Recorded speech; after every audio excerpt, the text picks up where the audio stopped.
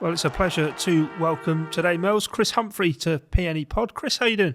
Yeah, I'm great. Thank you for having me on. I'm really good. Busy, but I've been good. Part of a very famous playoff win.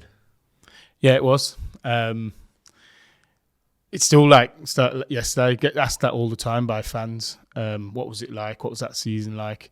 It was a very up and down season. And then obviously when we've travelled to our last game of the season and needing to win and we didn't. That last game of the season was Colchester away. Yeah, it was. So it was some journey. I was there thinking, go on, North End, this is it. 3 points and it's promotion. Yeah, it was tough. But it's the journey home that I'll never forget. And I think that's what spurred us on to go and especially go and put a good performance in at Wembley. But I remember the gaffer coming up, Simon, and coming to the back of the bus, and as he's coming up, I remember the lads going, "Oh my God, like he's going to go mad here." And he just came up and he basically said, "Look, I've done this many times," because obviously he's got to the playoffs and won many times. And he said, "I've done this many times. You're in possibly the safest hands, and we're going to go and kind of do this." And it was kind of like a motivational speech that he gave. And I just remember when he walked back down to the front, you just saw all the stress and everything leave. And the lads thought, you know what, let's get in next week and we'll kind of go from there. And I remember going in and we ended up going to Lytham. He goes, right, we're going to the dunes. So I'm thinking, everyone's thinking we're running. Pre-season? Yeah, we're running, but we didn't. We played football, cricket, and he put rules in, like if you're losing team has to go and jump in the sea and stuff like that. And it just brought us back together after such disappointment. And then the togetherness and that just saw us through that. Did you go in the sea? Run. No, I didn't. No, I didn't. No, wasn't on the losing team. That was some season. 89 points North End got, and it wasn't enough for automatic promotion. No. I remember MK were on your tails all the way, and it went to that last game. Colchester needed to win though, didn't they? To stay up themselves. Yeah, they did. Yeah, so they had something. It was on a the tough game, and wasn't to be on the day, but was in the end in terms of promotion. No, and I remember a few of the lads, especially DJ and stuff, knew a few of those MK boys, so they were ringing all the way home after that game. So, and obviously their bus, rubbing it in. Their bus is like bouncing, and ours is like down in the. They won about 7-0 because I remember thinking, they did. It's not even in jeopardy. That game. No, but both sides through that running were just faultless, weren't they? Yeah. It was, I think looking here, final 18 League One games of the season prior to the Colchester one, 12 wins, 6 draws, but had been keeping MK at arm's reach the whole time, and it felt a formality. I remember being at the game and afterwards coming out, and it was walking out the away end. It was like a zombie apocalypse. The fans had just. I wish we had Simon Grayson in the car I travelled home in, because everyone. It was a long journey home, but it was. I don't think many people could actually get to grips with the fact we'd lost that one. Yeah, and we were exactly the same, and that's why I say I thought, all of us thought when he was coming to the back of the bus that he was gonna go, mental, but we couldn't believe it either. And I suppose I wouldn't say that we got complacent because he didn't allow us to do that, but I suppose when I say little players like myself, but when I look around that dressing room and we've got a Bex and we've got a Galley and we've got a Killer and we've got these sort of players in your team, you kind of go, yeah, they'll do this. If we can do our bit, Bex will score or Galley will whip one in or something like that. And you kind of, I don't know what it was that game, but we just weren't at the races. When Simon's spoken to, because the outside noise is loud. Yeah. 2014-15, Preston always losing the playoffs. And as players, you must have heard people talking about that. Yeah, the pressure was massive. And I always when I moved to a club, I always like to look into the history and stuff. And when you look at how many times Preston have been to Wembley and lost in playoffs, and I'll always remember, because I was on the bench at the playoffs, and I'll always remember, even when we were 3 up, the nerves and the silence and you could feel it, especially the fans that were sat around us. This isn't over. We could still lose this, even though we were flying and we were playing unbelievable. But that tension was still there because of what they'd been through. So leading up to that game was, for us, we wanted to do it so badly for the fans. But what I would say is Simon was so good at masking what was going on outside. And little things like taking us to the game before us and getting us used to the atmosphere and stuff. I'd never experienced anything like that in my career. And I just thought that he did well keeping us away and keeping us fresh, keeping our minds off it. When did you find out you wouldn't be playing? Did he name the team before the game or? Yeah, I got a bit of So he'd named the team before we'd done training. I was starting, and then he pulled me. He pulled me the next morning, and when the gaffer goes, Chris, can I just have a word?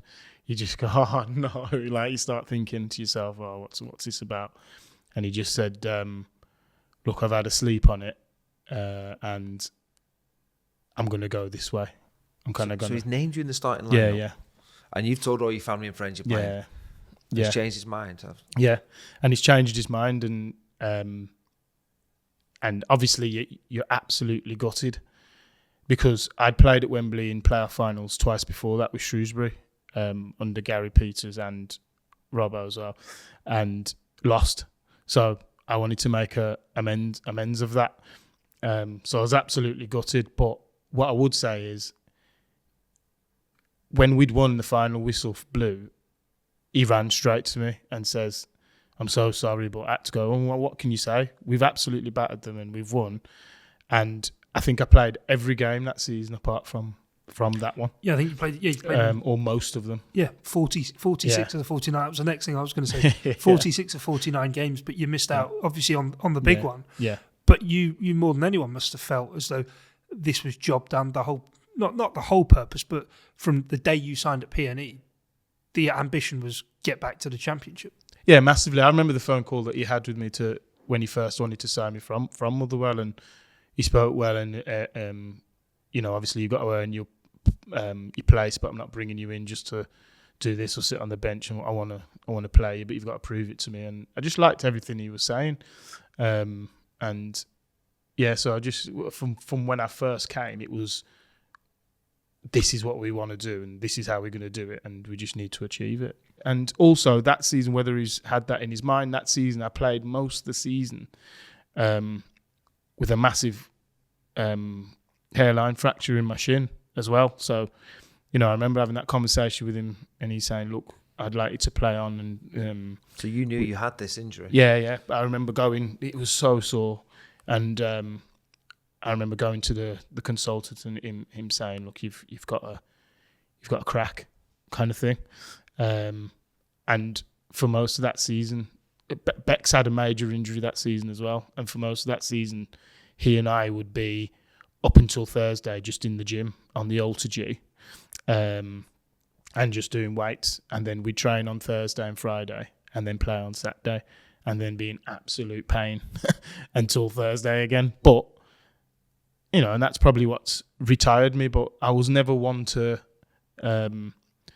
I'm not playing because I've got this or whatever. I wanted to help the team in any way that I Did you speak publicly about that? Because a lot of fans wouldn't be aware of sort of the pains and injuries that a lot of players are carrying. Yeah, no, not really. I was brought up that all them sort of things were excuses. You know what I mean? A crack in your shin. Yeah, I know. No, I understand that, but it for me, whenever I put that shirt on or laced up my boots, there's no excuses. Do you know what I mean? There was no excuses. You go out and you play to your best ability that you can at that time. And I'll be honest, while I'm playing, you don't feel it because your adrenaline's going and everything like that. And when you're winning games, it helps. But it was just the pain that you're in afterwards that was tough. But it was worth it in the end. Even like you say, even not getting on the pitch, it was worth it. And Simon never kind of forgot about that. So in that playoff campaign as well, going back to the start of it, lifting yourselves up after the Colchester, you got the assist for Jermaine Beckford in the first leg, the away win over Chesterfield. Obviously, the return game that's here, Beck scores from near on the halfway line in the final. Everyone talks about, obviously, those two moments. But How important was that win after what had happened at Colchester? That first game, going there, keeping a clean sheet and getting the win. Amazing. And it just kind of brings that pressure off a little bit. I think if we go there and draw, or we're under the cosh or get beat and then it's back to ours, it's a lot more pressure. But when you go there, but that's again, when I speak of that, at that time, he was on absolute fire. I remember when Bex first came to the club from Bolton, he couldn't score from 5 yards. He was missing even in training, he was missing chances. I remember being on the bench for one game. Me and Gally were on the bench, and he's missed one from about 2 yards out. We both looked at each other and gone, who's this? He's never done that before. And then what Simon was good at is he'd play him anyway. Do you know what I mean? Kept playing him. Because you have people like Kevin Davis that he could have easily gone, right, I'm going to chuck him in for a bit. And he kept playing him. And then a month later, he couldn't stop scoring. And then when we get to that game, you do kind of go, well, if I can defend well and as a back five who can keep a clean sheet, we've always got a chance with Bex and Gally on the pitch and Garns and players like that we'll score goals. And you kind of put your trust in them, and they're more than repaid it. Yeah, no, definitely. And I suppose for you as well, you've got Joe Garner, you've got Jermaine Beckford, you've got Paul Gallagher. As you've said yourself, you're a real sort of team player, and I suppose at times sacrificed your natural attacking instincts to try and go forward. Became more of a right wing back, really, didn't you, in sort of the system that PNE played. But when you've got that attacking options at the top end of the pitch, I suppose it kind of simplifies your job, doesn't it? It's keep my channel safe and do what I'm doing. Put the ball into the middle of the pitch, and the guys in the middle are going to get the job done. Well, I was very fortunate because I had Tom Clark behind me in the back three, so he was on my side. And when you got someone that talks to you non-stop, that you know that is going to be defensively solid, that actually urges you on. So you could get into a kind of habit of dropping back alongside him and just being a flat back five. But Clarkie would go, no, go away. I've got him. You go away, push up, squeeze onto him, whatever he'd be talking to. So he made my game 10 times easier. But it was Simon that kind of brought that defensive side into me, because when I came to Preston, I didn't have a defensive bone in me. I was an out-and-out attacker that Stuart had produced. So when I came here, I remember we played, I think it was Burnley in the Cup, and he changed it to a back five for the first time, and says, I'm going to play your right wing. And I actually enjoyed it, because then that wing's mine, and I'm actually facing that way now. One of my weaknesses was back to goal and holding it up and then having to pop it off and play 1 and 2 touch. Whereas as a wing back, I'm most of the time facing forward. So I really, really loved it. It's absolute graft there. Bet that didn't do the shin any good. No, it didn't. And that's probably another position that retired me, but it was enjoyable. I actually really enjoyed it. Neil Mellor scored. Preston take the lead. And that's exactly what it means to Neil Mellor to score in the West Lancashire derby.